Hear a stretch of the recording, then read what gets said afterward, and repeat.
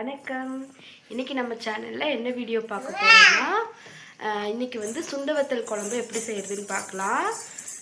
கல்யாண வீட்டிலலாம் செய்வாங்கள்ல, ரொம்ப சூப்பராக செய்ய போகிறோம். நம்மளோட வீடியோ வந்து மறக்காமல் லைக் பண்ணி ஷேர் பண்ணி சப்போர்ட் பண்ணுங்கள். அப்போ தான் நான் போடுற வீடியோஸ் உங்களுக்கு நோட்டிஃபிகேஷனில் வரும்.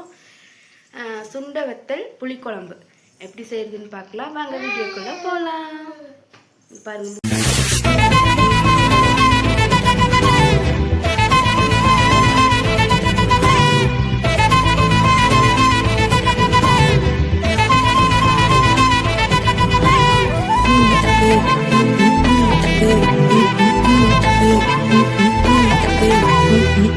இப்போ வந்து எண்ணெய் நல்லா சூடாயிருச்சு.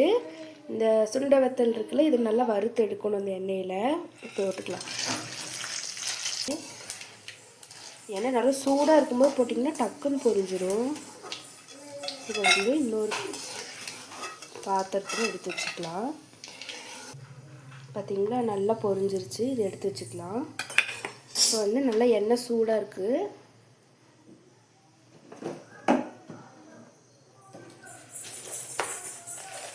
எண்ணெய் காஞ்சதுக்கப்புறம் கொஞ்சமாக கடுகு போட்டுக்கோங்க.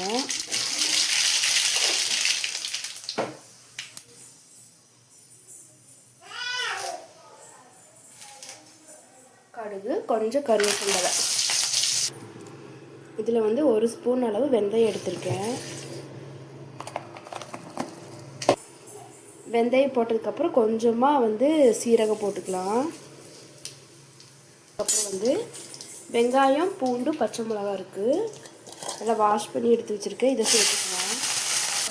வெங்காயம் வந்து கொஞ்சம் நல்லா பொன்னிறமாக வரணும், அந்த அளவுக்கு நல்லா வறுத்துக்கலாம்.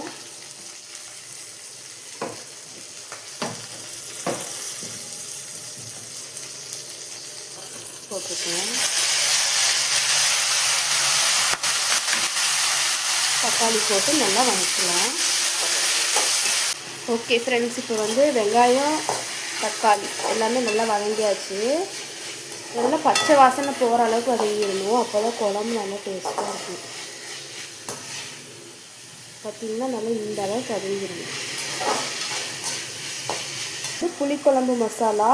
இது வந்து மிளகாய்த்தூள், இது வந்து மஞ்சத்தூள், இது வந்து இந்த பட்டை கிராம்பு பொடி கொஞ்சமாக போட்டிருக்கேன். நல்லா மணமாக இருக்கும் குழம்பு, அது கிண்டி போட்டிருக்கேன். இது எல்லாமே வந்து இதில் சேர்த்துக்கலாம்.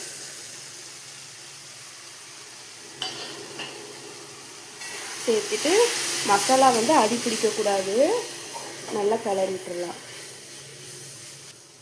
இந்த அளவுக்கு சேர்த்துட்டு தேங்காய் பால் வந்து 1 டம்ளர் தேங்காய் பால் ஊற்றிக்கிறேன்.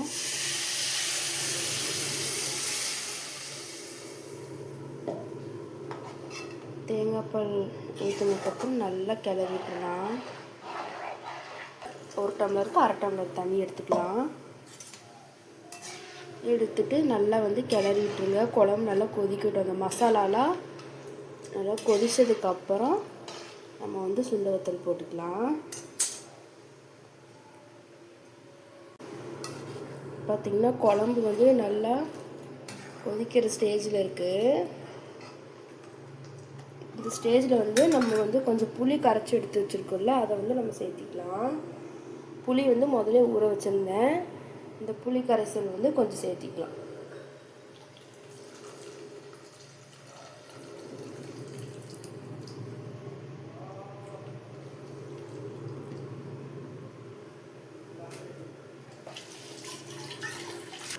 புளி ஊற்றுனதுக்கப்புறம் நல்லா இப்படி கிளறி விட்டுட்டு தேவையான அளவு உப்பு போட்டுக்கலாம். தேவையான அளவு வந்து உப்பு சேர்த்திக்கலாம்.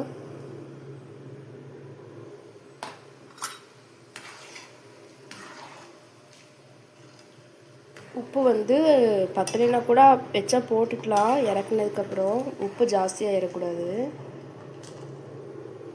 குழம்பு வந்து நல்லா கொதிக்கிட்டும், கொஞ்ச நேரம் மூடி வச்சிடலாம்.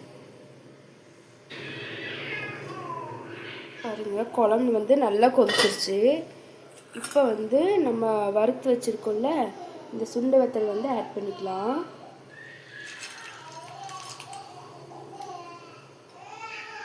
குழம்பு, மீன் குழம்பு இதெல்லாம் வந்து செய்கிற டைமை விட அடுத்த நாள் சாப்பிட்டு பார்த்தா தான் அதோட டேஸ்ட்டு.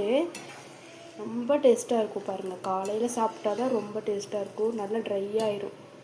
ரொம்ப இதெல்லாம் வத்திரும் குழம்பெல்லாம். தண்ணியெல்லாம் நல்லா ட்ரை ஆகி நல்லா கெட்டியாகிடும் குழம்பு. நல்லா சாப்பிட்றதுக்கு நல்லா டேஸ்ட்டாக இருக்கும். அதனால தான் நைட்டே வச்சுருவேன் நான். இந்த தண்ணி எல்லாம் கொஞ்சம் ட்ரை ஆகிடுச்சா நல்லா இந்த பதத்துக்கு வந்துடும் குழம்பு. பண்ணிடலாம். இப்போ வந்து அப்பளம் பொரிச்சிக்கலாம்.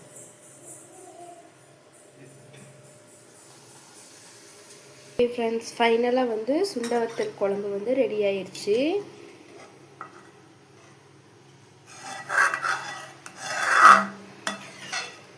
ரொம்ப டேஸ்டான சுண்டை வத்தல் குழம்பு நீங்களுமே செஞ்சு பாருங்கள். சுண்டை வத்தல் குழம்பு ரெடி ஆயாச்சு. அப்பளம் பொரிச்சு வச்சுருக்கேன். சாப்பாடு. ஓகே ஃப்ரெண்ட்ஸ், நாங்கள் சாப்பிட போகிறோம். நீங்களுமே இந்த மாதிரி செஞ்சு பாருங்கள், ட்ரை பண்ணி பாருங்கள். ஓகே, இந்த மாதிரி வீடியோஸ் வந்து உங்களுக்கு வேணும்னா மறக்காமல் நம்மளோட சேனலை லைக் பண்ணி ஷேர் பண்ணி சப்போர்ட் பண்ணுங்கள். அப்போ தான் நான் போடுற வீடியோ உங்களுக்கு நோட்டிஃபிகேஷனில் வரும். ஓகே, பாய்.